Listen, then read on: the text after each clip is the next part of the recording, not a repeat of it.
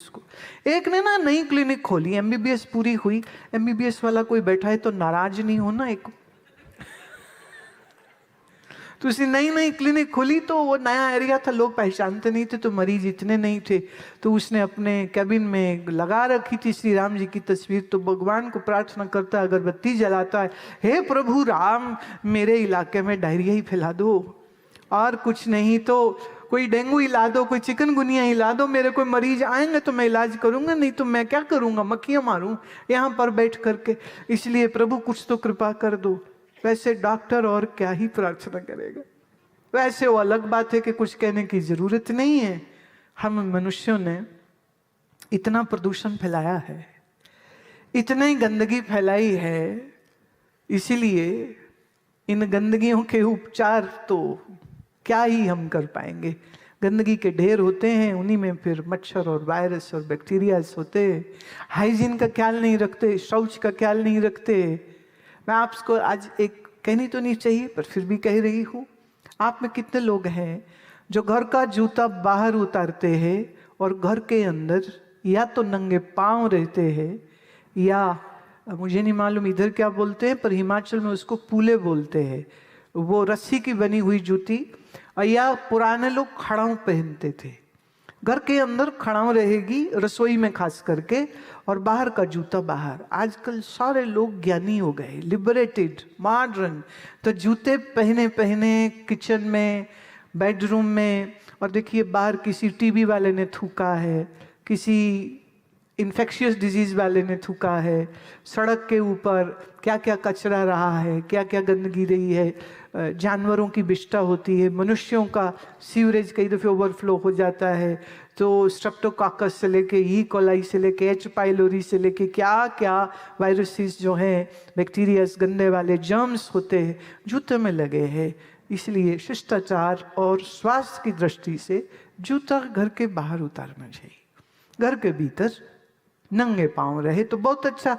अगर नंगे पांव नहीं तो कुछ ऐसी चप्पल रख लीजिए, अगर जूट की हो तो बहुत अच्छा, रस्सी की बनी हो तो बहुत अच्छा, खड़ा हो तो बहुत अच्छा। प्लास्टिक कोई बहुत अच्छी चीज नहीं है, पर आजकल सब जगह प्लास्टिक चल रहा है तो लोग वो जूता लेते हैं।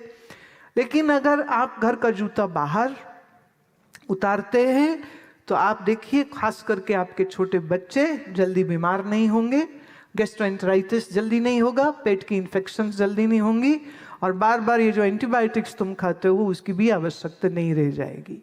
ये हमारे भारत का विधान था। अगर आप याद करिए तो तुम्हारी नानी, दादी, परनानी, अगर तुम्हें याद है, रसोई में जूते नहीं जाते थे। अभी तो जूते बेडरूम तक चले गए। छोटे छोटे बच्चे जमीन पे गिरा कुछ खा जाते हैं, और सोचिए वही गंदे वायरस बैक्टीरिया जमीन पर है। कई लोग कहते नहीं नहीं, हम तो केमिकल डाल के अपने फर्शों को चमका के रखते हैं, और वो होता है ना 99.9 जर्म्स मर जाएंगे।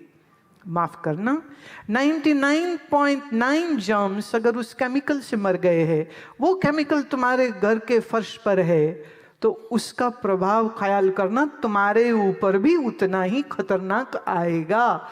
इसलिए ये केमिकल्स डाल के जमीनें साफ करके और बच्चों को जमीनों पे हम छोड़ देते हैं, ये कोई बहुत अक्लमंदी का काम नहीं है, क्योंकि chemicals are dangerous for the body. और जिसको हम कहेंगे ना बॉडी फ्रेंडली पदार्थों का इस्तेमाल होना चाहिए, केमिकल्स का बिल्कुल ना करें तो ज़्यादा अच्छा है। तुम्हारे घर मंदिर है, नहीं है तो घर को मंदिर बनाओ। जैसे मंदिर में जूता नहीं लेके जाते, ऐसे घर के भीतर जूता मत लेकर के जाइए। आप अपने घर को मंदिर ऐसे बनाइए कि रोज सुबह आप ज्योति जलाते हैं, शंख बजाते हैं, प्रभु का गीत गाते हैं, मंत्र जप करते हैं। तुम्हारे घर में प्रवेश करूं तो सुंदर अगरबत्ती की सुगंध आ रही हो तो घर में लगता है अरे कुछ अच्छे लोग रहते, सात्विकी लोग रहते हैं। और एक बात और कह दूं, शंख अगर आप रोज बजाते हैं तो उससे आपके फेफड़े इतने मजबूत हो जाएंगे, आपको अस्थमा कभी नहीं हो सकता, पल्मोनरी डिजीजेस नहीं हो सकती हैं। तो अगर आप खाली एक ही चीज नहीं कि सिर्फ शंख बजाए, उसके साथ तुलसी का भी सेवन हो, प्राणायाम भी हो, योगासन भी हो, बहुत बढ़िया रहता है।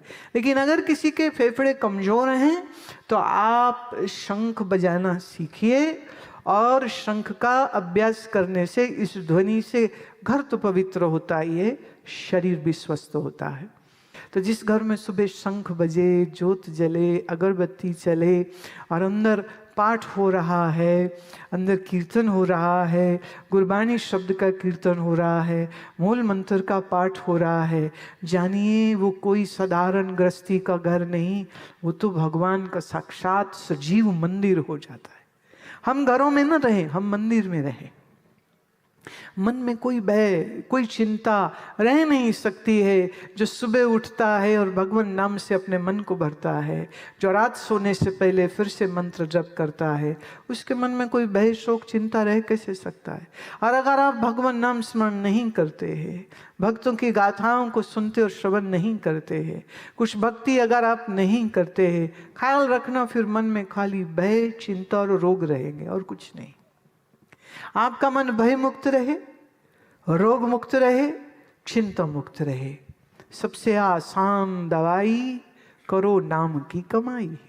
भगवान नाम जप करिए, जितना करते जाएंगे उतने आपकी शक्ति का वो जो मीटर है ना, वो ऐसे ऐसे ऐसे ऐसे इतना बढ़िया हो जाएगा कि गुरु तेग बहादुर साहब कहते, पै काहू को देत न पै मानत आन। जो किसी को डराते नहीं और किसी से डरता भी नहीं है, वही मेरा सिख होता है। जो डर जाए या दूसरे को डराए, उसको हम धार्मिक व्यक्ति नहीं कह सकते हैं।